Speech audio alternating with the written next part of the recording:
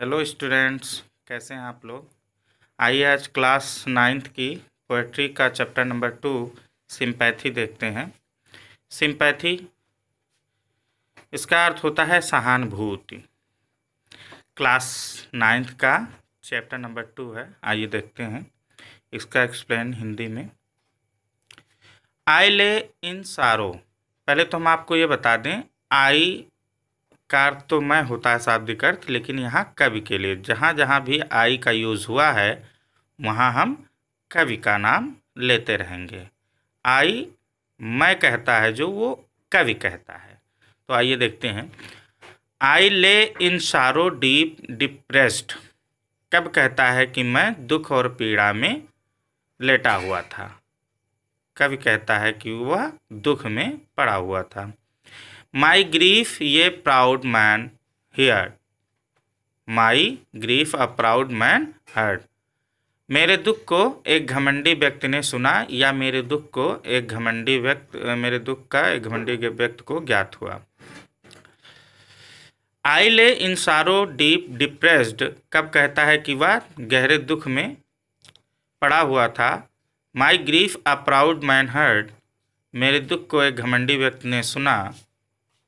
His looks bear cold, he looks bear cold, वह बहुत उदासीन दिखता था। ही गेव मी गोल्ड, उसने मुझे धन दिया। गोल्ड का अर्थ होता है यहाँ पर धन, वैसे गोल्ड मीन सोना होता है, लेकिन यहाँ गोल्ड का मतलब धन। ही गेव मी गोल्ड, उसने मुझे धन दिया। But not a kindly word, लेकिन सहानुभूति भरा एक शब्द भी नहीं बोला। But not a kindly word, लेकिन सहानुभूति का एक शब्द भी नहीं बोला। माई सारो पास्ट, मेरा दुख बीत गया, कब कहता है कि उसका दुख बीत गया। आई पेड हिम बैक, मैंने उसे पुनः चुका दिया, कब कहता है कि उसने उसे पुनः चुका दिया।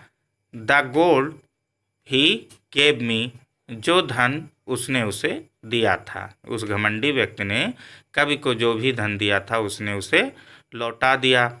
Then stood erect and spoke my thanks, then stood तब खड़ा हुआ, इरेक्ट मीन सीधे, तब सीधे खड़ा हुआ, एंड स्पोक माई थैंक्स तब कवि स्वाभिमान में खड़े होकर, एंड ब्लेस हिज चैरिटी तब कवि स्वाभिमान में खड़े होकर उस घमंडी व्यक्ति की दानशीलता का धन्यवाद दिया।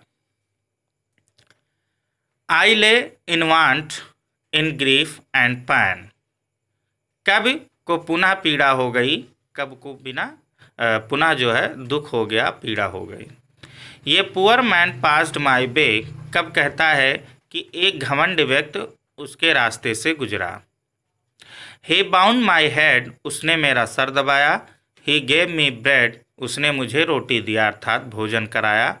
ही watched me night and day, उसने मेरी दिन रात सेवा की। वॉच्ड माने देखा, लेकिन यहाँ सेवा के भाव से है। He watched me night and day, उसने मेरी दिन रात सेवा की। How cell I pay him back again, कब सोचता है कि मैं उसे पुनः कैसे चुकाऊंगा। जो भी एहसान उसने उसके साथ किया है, कब सोचता है कि वह उसको कैसे चुकाएगा। For all he did to me, वह सभी जो उसने उसके साथ किया है, कब कहता है कि वह उसे कैसे दोबारा चुकाएगा जो उसने उसके साथ किया। ओह गोल्ड इज ग्रेट, अरे धन बड़ा होता है। But greater far is heavenly sympathy, लेकिन उससे भी बड़ा दैवीय सहानुभूति होती है। हेवनली का मतलब यहाँ दैवीय से है। गोल्ड इज ग्रेट, ओह अरे धन बड़ा होता है। But greater far is heavenly sympathy, लेकिन उससे भी बड़ा दैवीय सहानुभूति होता है।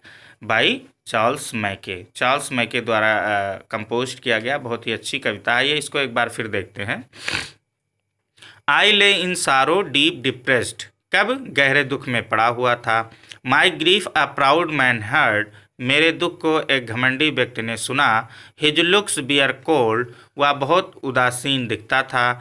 ही गेव मी गोल्ड, उसने मुझे धन दिया। But not a kindly word, लेकिन सहानुभूति का एक भी शब्द नहीं बोला। माई सारो पास्ट, मेरा दुख बीत गया। आई पेड हिम बैक, मैंने उसे पुनः चुका दिया। The gold he gave me, जो उसने कवि को वो धन दिया था। Then stood erect and spoke my thanks and bless his charity, तब कवि स्वाभिमान में खड़े होकर उस घमंडी व्यक्ति की दानशीलता का धन्यवाद किया। कवि कहता है I lay in want in grief and pain, कब कहता है कि उसे पुनः पीड़ा हो गई। ये पुअर मैन पास्ड माई वे, एक गरीब व्यक्ति उसके मार्ग से गुजरा। ही बाउंड माई हेड, उसने उसका सर दबाया। ही गेव मी ब्रेड, उसने उसे भोजन कराया। He watched me night and day, उसने उसकी दिन रात सेवा की। How cell I pay him back again, मैं उसे पुनः कैसे चुकाऊंगा। For all he did to me, जो उसने मेरे लिए किया। ओह गोल्ड इज ग्रेट, अरे धन बड़ा होता है, but greater far is heavenly sympathy, लेकिन उससे भी बड़ी दैवीय सहानुभूति होती है। तो आई होप आपको समझ में आया होगा। बहुत ही अच्छी कविता है, बहुत ही रोचक कविता है। क्लास 9th में इसे जगह मिली है सिंपैथी, और ये अच्छे पोएट्री के लिए या प्रोज के लिए या और कुछ के लिए, ग्रामर वगैरह के लिए मेरे चैनल को बराबर देखते रहिए। लाइक करिए, कमेंट करिए, शेयर करिए, चैनल को सब्सक्राइब जरूर कीजिए। धन्यवाद।